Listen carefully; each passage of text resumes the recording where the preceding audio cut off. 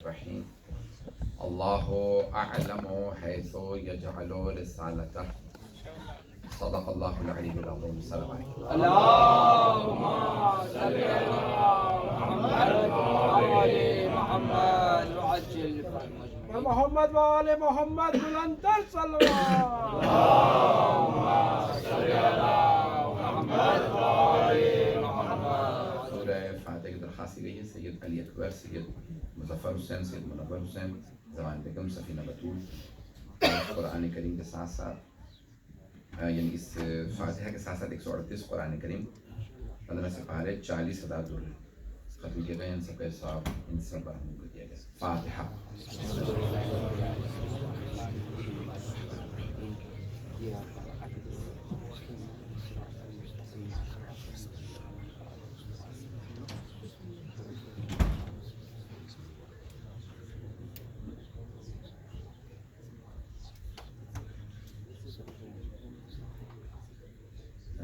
دعائے صحت کی اپیل کی گئی ہے. سید اسد عباس نقوی صاحب جو اس وقت لائف سپورٹ مشین پہ ہیں، پروردگارہ انہیں بحق مولا سجاد علیہ السلام اور آج کی شب کے صدقے میں امام حسن عسکری علیہ السلام کے صدقے میں شفاء کاملہ عجلائیں، اور جتنے بھی ہمارے مومن و مومنات مریض ہیں سب کو شفاء کاملہ عجلائیں، اور جتنے بھی ہمارے مومنین مرحوم ہو چکے ہیں خاص طور سے بانی نجس کے مرحومین، حاضرین کے مرحومین، ان کی مغفرت فرما.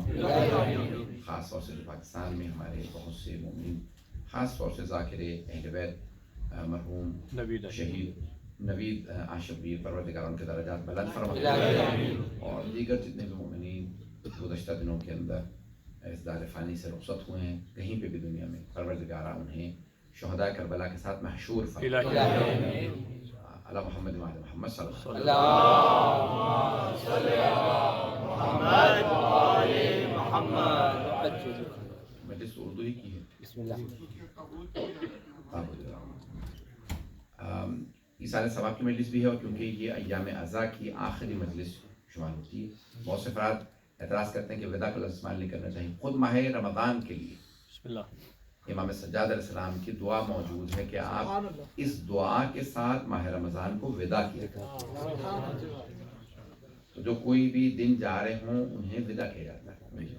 جیسے حرم کو جب آپ جائیں تو جیسے اللہ کے گھر کا طواف وداع، جب آپ طواف کرتے ہیں تو طواف وداع کی جب جانے لگے آخری دن ہے تو اس کو طواف وداع کہا جاتا ہے.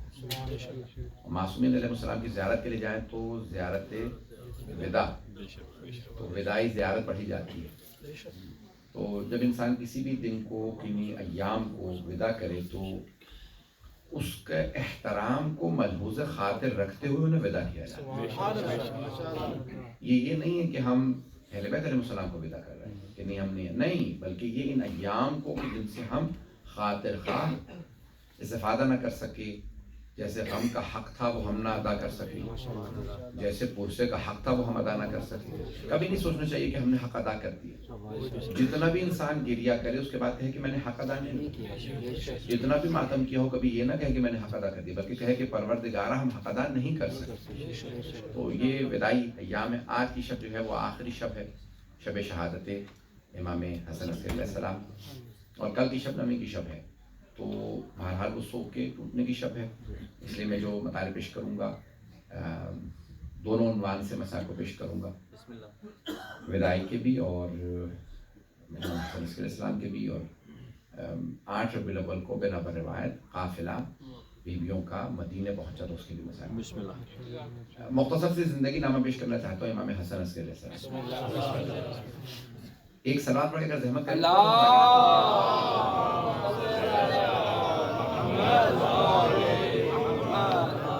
نعرہ تکبیر، اللہ اکبر، نعرہ رسالت، یا رسول اللہ، نعرہ حیدری، آواز بلند صلوات. اللهم صل علی محمد وآل محمد.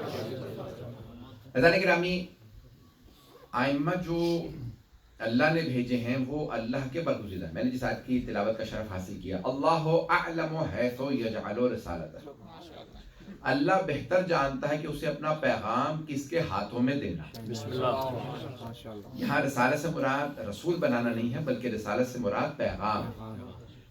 پیغام اللہ جسے چاہے دے۔ جیسے علماء نے پوری بحث کیا کہ شب قدر ہمارے لیے صرف اعمال کی شب ہے، در حقیقت شب قدر ہمارے لیے نہیں بلکہ امام کے لیے ہے، کہ جن کے لیے سارے احکام آتے ہیں۔ تنزل الملائکۃ والروح فیہا بإذن ربہم من کل امر، ہر امر کو لے کے ملائکہ نازل ہوتے ہیں۔ کس کی بارگاہ میں؟ توجہ ہے؟ کس کی بارگاہ میں نازل ہوتے ہیں؟ پیغمبر اسلام کے زمانے میں ان پہ نازل ہوتے تھے، ان کے بعد کوئی پیغمبر جیسا ہو تو اسی پہ نازل ہوتے۔ پیغمبر جیسے ہیں اہل بیت، تو پیغمبر اسلام کے بعد جناب امیر علیہ السلام، پھر مولانا امام حسن علیہ السلام، پھر امام حسین علیہ السلام، اور آج کے دور میں صاحب الامر علیہ السلام۔ محمد و آل محمد وعجل۔ عزیزان گرامی، اب یہ جو دور تھا خصوصاً آخری یعنی 9ویں 10ویں اور 11ویں امام علیہ السلام دور، بڑا اختناق کا، بہت ہی سفیکیٹنگ، بہت زیادہ سخت دور تھا۔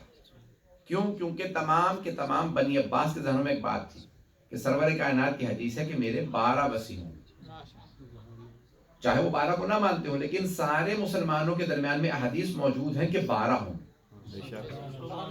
صحیح بخاری میں بھی ایک روایت ہے کتاب الاحکام میں، صحیح مسلم میں 7 روایات ہیں، صحیح بخاری میں بھی 12 رجلا، 12 مرد آئیں گے، 12 رجلا، اور اگر آپ نے رجل سمجھنا ہے تو خیبر چلے جائیں۔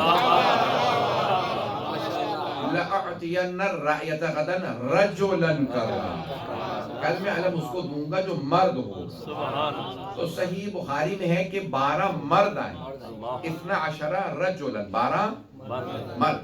صحیح مسلم میں 7 روایات ہیں، 5 میں لفظ خلیفہ آیا ہے، 1 میں لفظ امیر آیا ہے، 1 میں لفظ رجل، لیکن 7 کی 7 روایت میں آئے ہیں 12۔ 12 خلیفتاً، 12 امیراً، 12 رجلاً۔ تو یا 12 مرد ہوں گے، 12 امیر ہوں گے، 12 خلیفہ ہوں گے، 12 ہوں گے۔ جامع ترمذی میں بھی ہے 12، سنن نسائی میں بھی ہے 12، مسند احمد بن حنبل میں بھی ہے 12، تو 12 ہوں گے، یہ سب کو معلوم تھا۔ بنو امیہ کو بھی پتا تھا، بنی عباس کو، اور وہ یہ بھی جانتے تھے کہ یہ کہاں سے ہوں گے، اہل بیت سے ہوں گے۔ اور خود ائمہ علیہ السلام بتاتے رہے، خود سرور کائنات کی حدیثی کہ میرے بعد امامت کبھی بھی حسن و حسین علیہ السلام کے بعد بھائیوں میں جمع نہیں ہوگی، بھائیوں میں جمع نہیں ہوگی، ہمیشہ باپ کے بعد بیٹا ہی امام ہوگا، صرف حسن و حسین علیہ السلام تو بھائی ہوں گے جو امام ہوں، جیسے حضرت اسماعیل و اسحاق دو مرتبہ بھائی، باقی ہمیشہ نسلوں میں چلتے رہے۔ تو اب سب کو معلوم تھا کہ اگر یہ 8ویں امام ہے تو ان کے بعد 9ویں آئیں گے، پھر 10ویں، پھر 11ویں، اور پھر 12ویں، اور جو 12ویں آئیں گے وہ سارے ظالموں کے تخت الٹ دیں گے۔ توجہ، آپ کو مجھے پتا ہو نہ پتا ہو کہ ظالم کون ہے، ظالم کو خود پتا ہوتا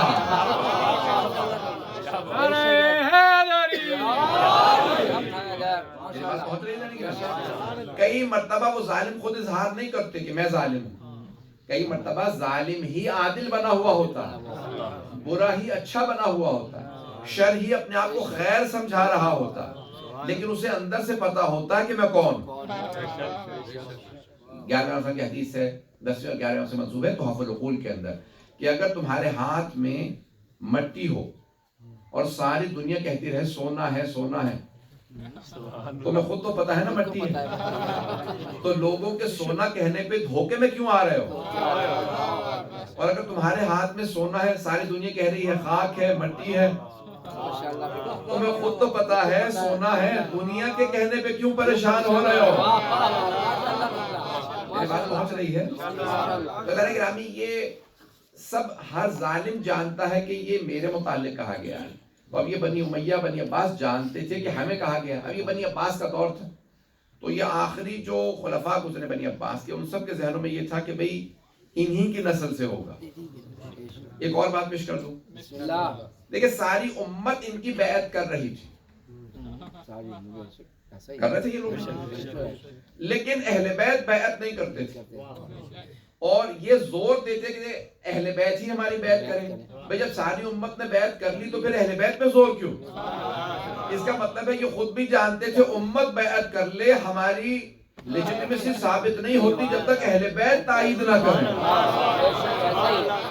ایمان نعرہ حیدری آباد بلند صلوات اللهم صل على محمد وآل محمد. ماشاءاللہ قبلہ.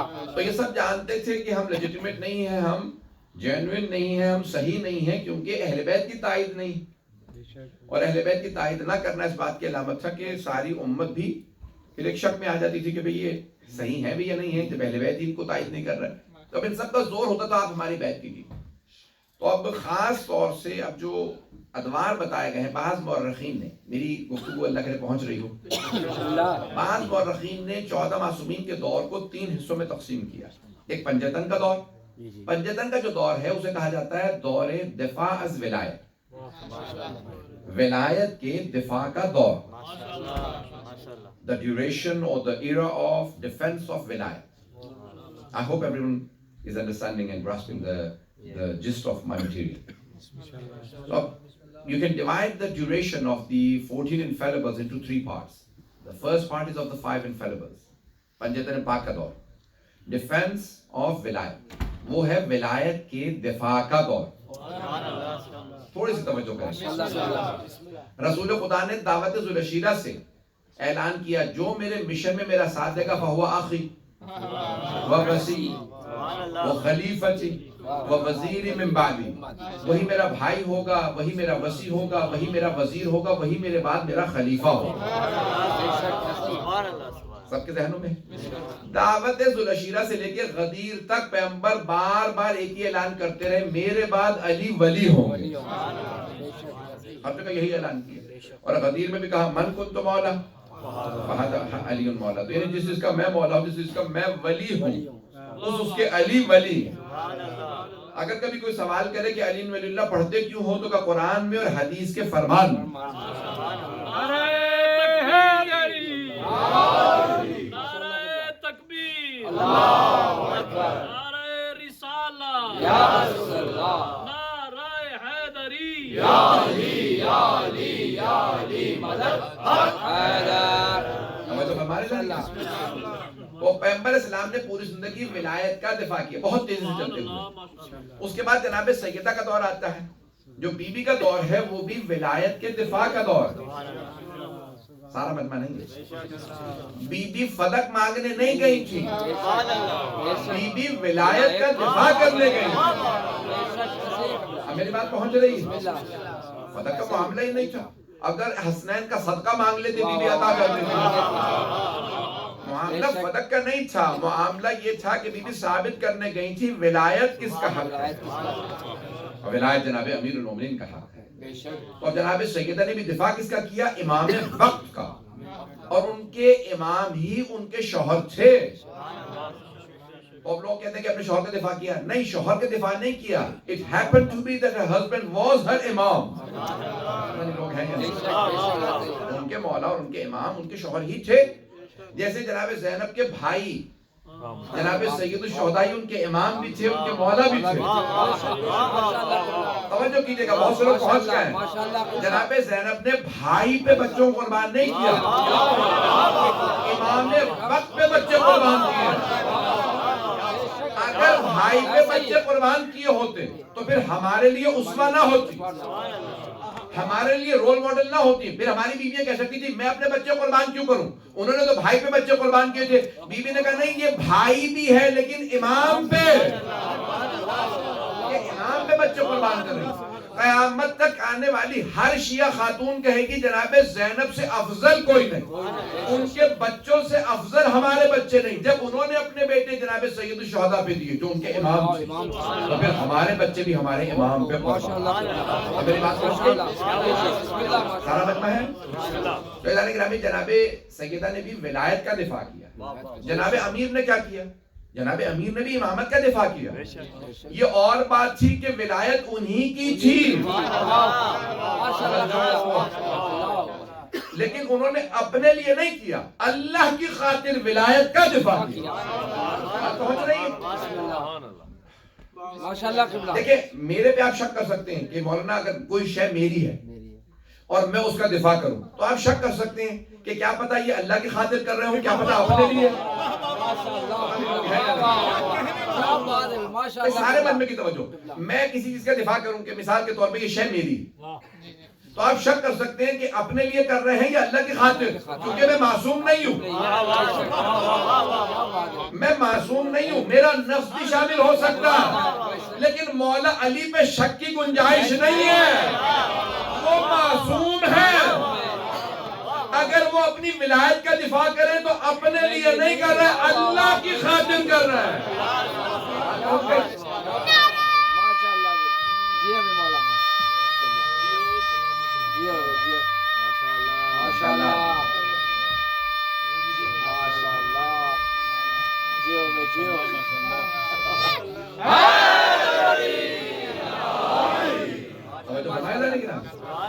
مولا امیر علیہ السلام نے بھی کیا کیا؟ ولایت کا دفاع کیا، ولایت کا دفاع۔ اب وقت نہیں، تفصیل میں نہیں جا سکتا۔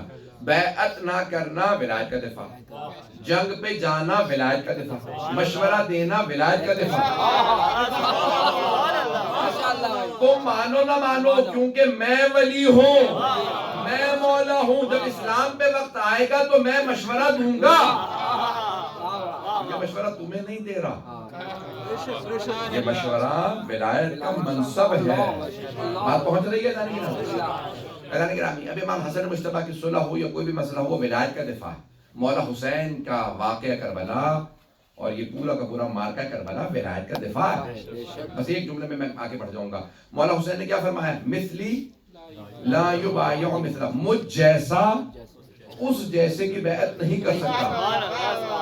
یہ نہیں کہا حسین یزید کی بیعت نہیں کر سکتا، آپ نے فرمایا مجھ جیسا، یہی تو ولایت کا دفاع۔ مجھ جیسے میرے بابا علی، مجھ جیسے میرے بھائی حسن، مجھ جیسا میرا بیٹا رضا۔ جہاں جہاں پہ بیعت کا دھبا لگانے کی کوشش کرو گے، میں ایک جملے سے مجھ جیسا کبھی اس جیسے کی بیعت نہیں کر سکتا۔ مولانا نے فرمایا زمین تو آسمان سے مل سکتی ہے، مجھ جیسا کبھی اس جیسے کی بیعت نہیں کر سکتا۔ تو یہ کیا ہے؟ یہ ولایت کا دفاع ہے، منصب ولایت کچھ اور ہے۔ تو پنجتن کا دور جو ہے وہ ولایت کے دفاع کا دور ہے۔ پھر اس کے بعد جو 5 ائمہ کا دور ہے وہ ہے تربیت کا دور، چوتھے امام سے 8ویں امام تک تربیت کا دور ہے توجہ۔ سب سے زیادہ جو غلام آزاد کیے انسانوں کی تاریخ میں وہ مولا علی علیہ السلام۔ ایک روایت بتا 1000 میں نے بھی دیکھا، بہت بڑے ہمارے محقق گزرے، ان کا انتقال ہو گیا نجف اشرف میں۔ شیخ محمد باقر شریف قرشی عراقی تھے، بہت بڑے عالم تھے، تاریخ پہ بہت بڑے محقق تھے۔ حیات کے نام سے انہوں نے پوری سیریز لکھی ہر امام پہ، حیات امیر المومنین، حیات فاطمہ الزہرا، حیات امام حسن، حیات امام حسین، سب کے حیات کے نام پوری سیریز لکھی ہے، بہت کتابیں ہیں ان کی۔ تو اس میں انہوں نے لکھا کہ مولا علی نے 10,000 سے زیادہ غلام آزاد کیے، more than 10,000 slaves۔ اسلام میں آنے کے بعد فوراً ابالش نہیں کیا، بلکہ کہا رسول خدا نے گناہوں کا کفارہ سلیو فری کرنا ہے۔ کسی نے روزہ توڑا ہے تو غلام آزاد کرے، یعنی کتنے ہی گناہوں کا کفارہ غلام۔ تو سب سے زیادہ غلام تاریخ میں جناب مولا کائنات نے کی، غلام بہت مہنگا ہوتا۔ اور ان کے بعد امام زین العابدین علیہ السلام، مولا سجاد کثرت سے غلام خریدتے، تربیت کرتے، انہیں آزاد کرتے، اور جب آزاد کرتے تو کہتے جاؤ جا کے دور دور رہو۔ جس محلے میں ان کا غلام جا کے رہتا، لوگ آ کے پوچھتے 2-4 مہینے 6 مہینے بعد تم ہو کون؟ پورا محلہ بدل گیا تمہارے آنے سے۔ تو وہ آدمی کہتا میں سجاد کا آزاد کردہ غلام ہوں۔ ہر آدمی کہتا جن کے غلام ایسے، سوچو مولا کیسے ہوں گے۔ کثرت سے غلام آزاد۔ تو مولا نے تربیت کی، غلاموں کی تربیت کی، انہیں دعا مانگنا سکھائی، انہیں نماز پڑھنا سکھائی۔ جب ان کے غلام نماز پڑھتے تھے لوگ کہتے تھے ایسی نماز کسی کی نہیں۔ جب وہ دعا پڑھتے تھے لوگ کہتے تھے ایسی دعا کسی کی نہیں۔ جب وہ قرآن پڑھتے لوگ کہتے تھے ایسا قرآن کسی کا نہیں۔ پتہ نہیں لوگ ہیں یا نہیں۔ یہ چوتھے امام علیہ السلام۔ 5ویں امام علیہ السلام نے کثرت سے جب تربیت ہونے لگی، چوتھے امام نے تزکیہ نفس کر دیا، اب آپ نے کیا کیا؟ فقہ سکھانا شروع کیا۔ چھٹے امام علیہ السلام نے تفسیر بھی سکھائی، فقہ بھی سکھایا، تمام علوم سکھائے، کیونکہ اب تربیت کا دور ہے۔ چلتے رہیے، میں وقت لے رہا ہوں، میں جانتا ہوں، لیکن میں پورا آپ کو سمجھانا چاہ رہا ہوں کہ یہ 14 کا دور 11ویں تک آیا کیسے؟ چلیں گے نا میرے ساتھ؟ اور چھٹے امام علیہ السلام نے پھر وہی جب کتاب ہو گئی، تزکیہ ہو گیا، کتاب کا علم آیا، پھر فقہ کو سکھایا۔ اب 7ویں امام علیہ السلام نے کہا اب اگلے مرحلے کی ضرورت ہے، زندان میں بھی ہو فقہ آتا ہو تو شکوہ نہ کرنا، وہاں پہ بھی شکر کرنا، نہیں ہے مجمع؟ ہم میں سے اکثر لوگ جب پریشان ہوتے ہیں تو شکوے شروع کر دیتے ہیں۔ 7ویں امام نے زندان میں بھی شکر کیا، کیا پروردگارہ میں تیرا کیسے شکر ادا کروں؟ میں نے تنہائی مانگی تھی، تو نے ایسی تنہائی دی ہے کہ نہ سوائے تیرے کوئی اور ہے، نہ سوائے میرے کوئی اور۔ جو اتنی سختیوں میں بھی شکر بجا لائے اسے کاظم کہتے ہیں۔ آپ پہنچ رہی ہیں؟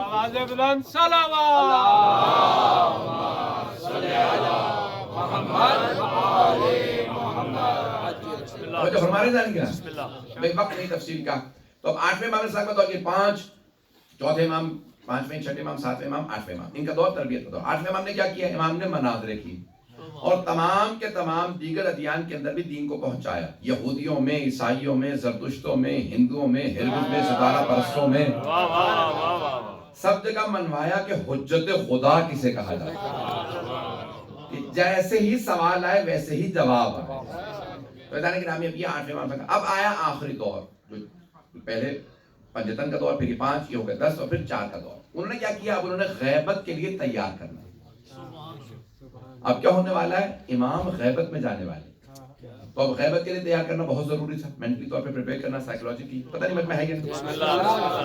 9ویں امام نے کیا کیا؟ نیٹ ورک بنانا شروع کیا، جہاں جہاں مختلف مولا کے چاہنے والے تھے، علی ابن مہزیار سے کہا جہاں ہو وہیں رہو، احواز میں تھے، ساؤتھ ایران کے اندر تھے، کہا یہ جو خمس آئے گا میں تمہیں بھیج دوں گا، یہ میرے ماننے والے ہیں، ان تک خمس پہنچا دینا۔ پتہ نہیں لوگ ہیں یا نہیں۔ امام نے پورا نیٹ ورک بنایا کہ کس طرح سے خمس دیا جاتا ہے۔ امام نے کہا کون سی بیوہ ہے، کس جگہ پہ یتیم بچے ہیں، کون سا شیعہ مستحق ہے۔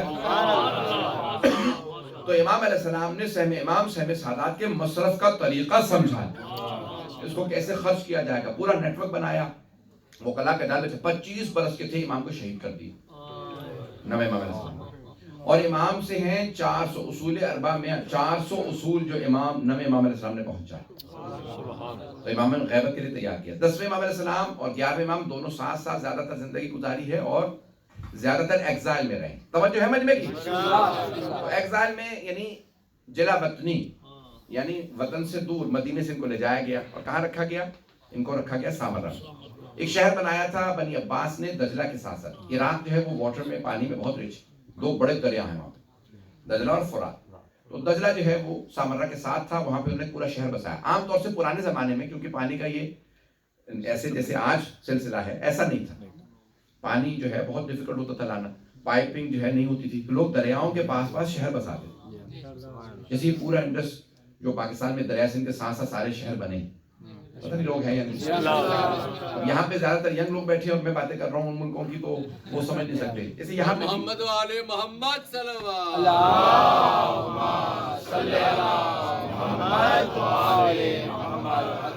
برطانیہ میں بھی دیکھیں گے تو سارے کے سارے بڑے شہر جو پرانے ہیں وہ سارے دریاؤں کے ساتھ، اور یہاں پہ بھی 12 یا 14 شہروں کا یہ ملک ہے، اسی کی تشیع اتنی ترقی کر رہا ہے۔ یہاں پہ 12 دریا مانے جاتے ہیں، دیکھ لیجیے گا، گھر جا کے تحقیق کر لیجیے گا، بڑی ذمہ داری سے کہہ رہا ہوں۔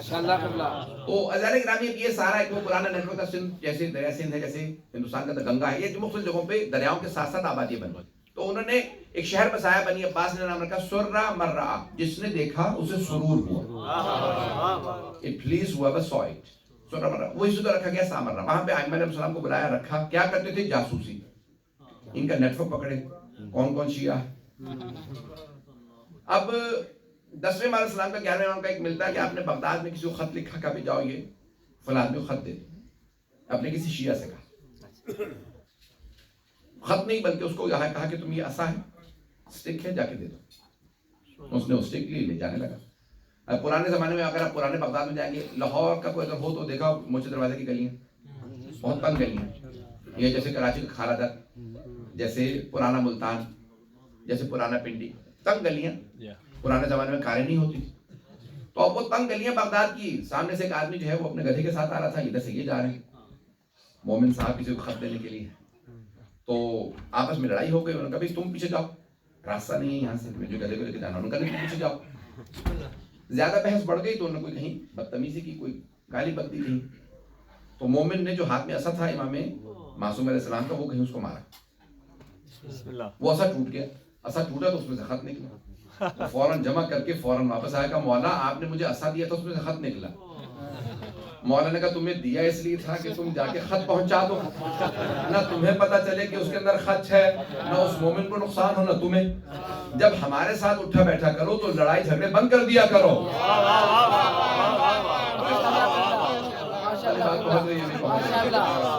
اور امام علیہ السلام نے فرمایا کہ ہمارے ساتھ مت جب آیا کرتے ہو تو پھر لڑائی جھگڑے مت کیا کرو۔ کہا مولا مجھے نہیں پتا تھا اس کے اندر خط ہے، مولا نے کہا نہیں پتا تھا تو سوچ لیتے خط امام کا ہے یا عصا امام کا ہے، تم میرے عصا سے لوگوں کو مار رہے ہو۔ تو اللہ گرامی امام نے کہا کہ یہ خط ہے اور جا کے پہنچا دو ساتھ میں، اس میں پورا دستور العمل لکھا تھا۔ لیکن امام علیہ السلام اسے کہا جاتا ہے جو اپنے شیعوں کا خیال رکھتا۔ ملتا ہے نا کہ جیسے ایک آدمی آیا امام معصوم علیہ السلام سے ملنے مدینے میں، تو وہ دروازے پہ آیا، امام نے اس کو کوئی لفٹ نہیں کرائی، آپ کی زبان میں بتا رہا ہوں، اس کا دل ٹوٹ گیا، اس نے کہا میں اتنی دور سے آیا ہوں اور نو لفٹ، امام مجھے بالکل ہی گھاس نہیں ڈال رہے۔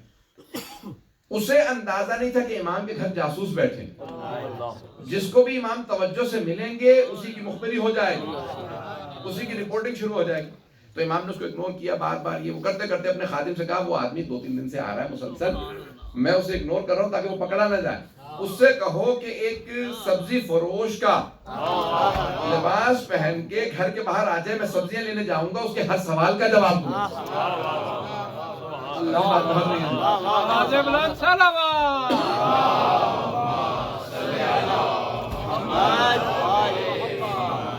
میری بات پہنچ رہی ہے سب تک؟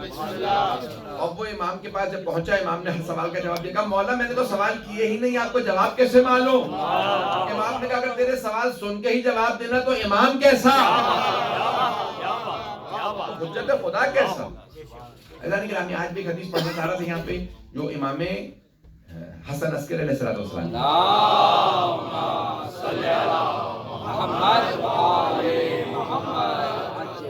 اگر کہیں تو پورا عربی کا مضمون پڑھوں حدیث کا تفصیل سے، محمد وآل محمد بلندر سلوات، اللہم صلی علی محمد وآل محمد۔ تفصیل سے نہیں پڑھوں گا، خلاصہ کر کے پیش کر رہا ہوں۔ میں مسلسل کیونکہ ٹریولنگ میں ہوں، 3 مہینے سے نئے مطالب لانا آسان نہیں ہوتا، پریپیئر کرتا ہوں راستے میں۔ بسم اللہ بسم اللہ۔ تو اللہ کے نام میں امام حسن عسکری صاحب فرماتے ہیں ان اللہ تبارک و تعالی بین حجتہ من سائر خلقہ بکل شیء، اللہ سبحانہ و تعالیٰ نے اپنے حجت میں یعنی امام میں اور ساری مخلوقات میں بڑا فرق رکھا۔ بہت جائیے گا وَيُعْتِهِ اللُّغَاتِ، اللہ نے کیا کیا کہ اپنے امام کو ساری زبانیں سکھا کے بھیجا۔ لوگ کہتے ہیں پیغمبر لکھنا پڑھنا نہیں جانتے تھے، امام فرماتے ہیں امام ہر زبان جانتے ہیں، امام ہر زبان جانتے ہیں، لکھنا بھی، پڑھنا بھی، بولنا بھی۔ جب امام ہر زبان جانتے ہیں تو نبی کیسے نہیں جانتے؟ اب میری بات پہنچ رہی ہے؟ نائب جانتے ہیں تو نبی کیسے نہیں جانتے؟ بہتر گرامی میں پیش کر رہا ہوں، اس کو سن لیجئے گا، زیادہ تفصیل میں نہیں جاؤں، میں نے کہا مختصر کروں گا۔ وَمَعْرِفَةَ الْأَنْسَابِ، تمام لوگوں کے نسب حسب کا امام کو شناخت دے کے بھیجا ہے، وہ سب کو جانتے ہیں کس کا نسب نامہ کیسا ہے، کس کا شجرہ کہاں ملتا ہے۔ میرے بھائی میرے بچے اگر پہنچ جائیں کہ اللہ نے ہر چیز امام کو علم دے کے بھیجا، والآجال والحوادث، کس کی موت کہاں آنی ہے، کون کب مرے گا، کون سا حادثہ کب ہوگا، امام سب جانتے ہیں۔ ولولا ذالک لم یکن بین الحجت والمحجوہ فرق، کہ اگر ایسا نہ ہو تو امام میں حجت خدا میں اور اللہ کے عام بندوں میں فرق کیا رہ گیا؟ وہ افراد جو کہتے ہیں کہ نہیں امام کو علم غیب نہیں ہے، تو امام فرماتے ہیں اگر ہم بھی نہیں جانتے اور ہم ہی تمہارے جیسے ہیں تو ہم حجت کیسے ہیں؟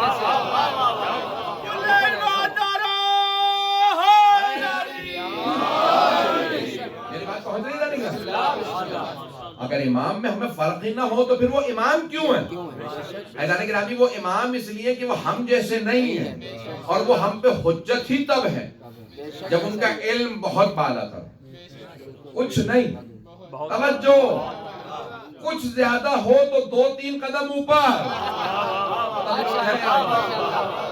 ممبر پہ کچھ قدم ہم زیادہ ہیں تو اس لیے ممبر پہ امام اتنے قدم نہیں ہیں۔ جس کا اللہ سے رابطہ ہو وہ حجت اللہ، وہ امام منصوص من اللہ ہے۔ یعنی گرامی وہ امام علیہ السلام اگر ہمارے ہی جیسے ہوں، تھوڑا بہت فرق ہو، جیسے بہت سے مسلمان نے کہا جیسے اتنا فرق ہے جیسے ایک بڑا بھائی چھوٹا بھائی، یہ معاذ اللہ پیمنٹ ہے، بڑے بھائی کی مانت ہے۔ عزیزان گرامی نا خبردار کبھی بھی ہمارے سے بے ادبی نہ ہو، ان میں ہم میں بہت زیادہ فرق ہے، زمین و آسمان کا جتنا فرق ہے اس سے بھی زیادہ فرق ہے۔ ہم ان کے قدموں کی خاک بھی نہیں، یہ اتنے بلند ہیں، اور یہ 14 کے 14 اتنے بلند ہیں، رسول خدا صلی اللہ علیہ وسلم تک کوئی پہنچ ہی نہیں سکتا، علی مرتضیٰ تک کوئی پہنچ ہی نہیں سکتا۔ ایک اور حدیث کہہ دوں گا بہت معذرت کے ساتھ، اگر برداشت ہو نہ ہو سب تک پہنچ جائے۔ یہاں تک امام فرماتے ہیں، چلے امام فرماتے ہیں کہ حدیثنا صعب مستصعب، یعنی ہمارا کلام اتنا سخت ہے، اتنا مشکل ہے، لا يتحملہ الا نبی مرسل اور ملک مقرب، کہ یا کوئی نبی مرسل ہوگا یا ملک یعنی شیخ یعنی فرشتہ مقرب ہوگا، صرف وہ سمجھ سکتا ہے ہم کیا کہہ رہے ہیں۔ میری بات پہنچ رہی ہے؟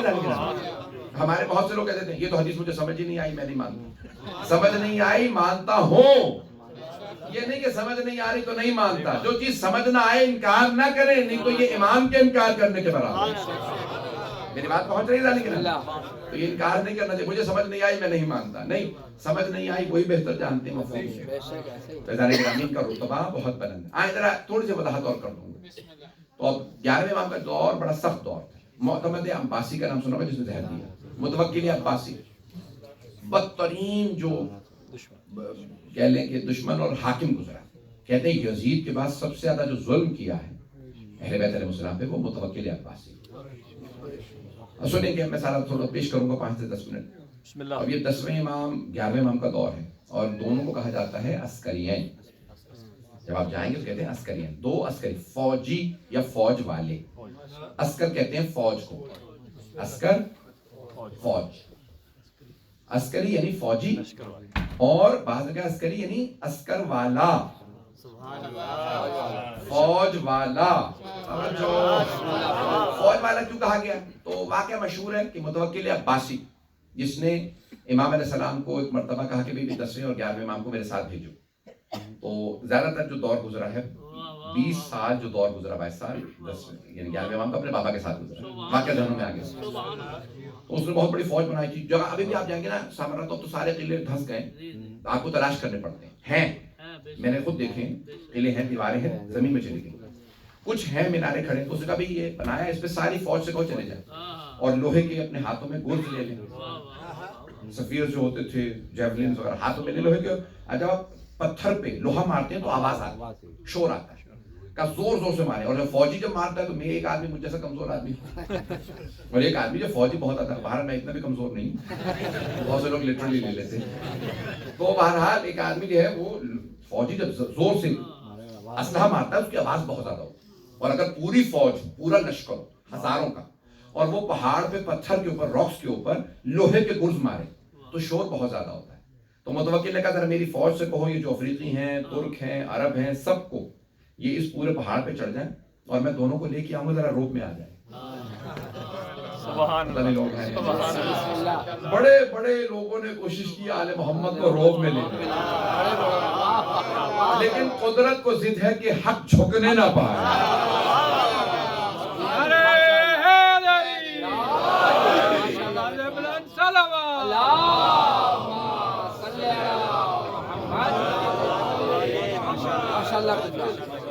اب یہ متوکل دونوں کو لے کے چلا اور تعارف کرانے لگا، کہا کہ فرزند رسول یہ ہمارا باغ ہے، یہ محل ہے، یہ ہمارا باغ وحش ہے، یہ زو بنایا، اس نے زو بنایا بہت بڑا، اس میں شیر لایا، افریقہ سے جانور لایا بڑے بڑے، تو اس نے سارا دکھانا شروع کیا۔ امام نے کہا دیکھ رکھا ہے کیا دکھایا، اتنے میں لے آیا محل کے پیچھے، اور ایک مرتبہ اشارہ کیا اس نے اپنی فوج کو، شور مچاؤ، تو وہ فوجی چیخ کے بھی بولتے ہیں. آپ نے دیکھا نا فوجیوں کی عادت ہوتی ہے چیخ کے بات کرتے ہیں.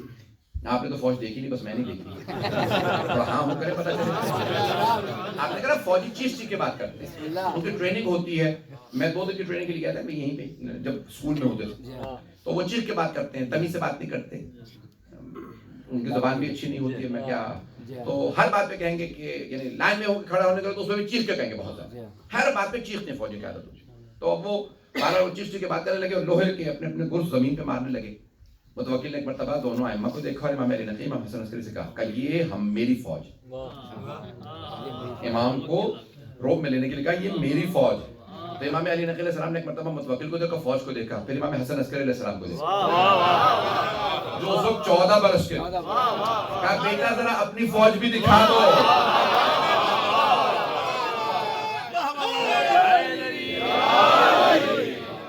حسن عسکری علیہ السلام نے ہاتھ سے ایسے اشارہ کیا, سارے بادل چھٹنے لگے, زمین سے لے کے آسمان تک ملائکہ نظر آنے لگے, جن میں سے ایک ایک فرشتہ اس پہاڑ سے زیادہ بڑا تھا, جن کے ہاتھ بھی بڑے بڑے تھے اور کئی کئی ہاتھ تھے, گوز بہت بڑے بڑے. ایک مرتبہ متوکل نے دیکھا وہیں پہ بے ہوش ہو کے گر گیا. جیسے ہی لوگوں نے چہرے پہ پانی ڈالا ہوش میں آیا, تو میں اپنے انداز سے پیش کروں کیا کہا ہوگا, فرزند رسول آئندہ فوج نہ بلائیے گا, میرے تو وڈیرے بھی کہہ گئے اگر آپ نہ ہوتے تو ہم ہلاک ہو جاتے.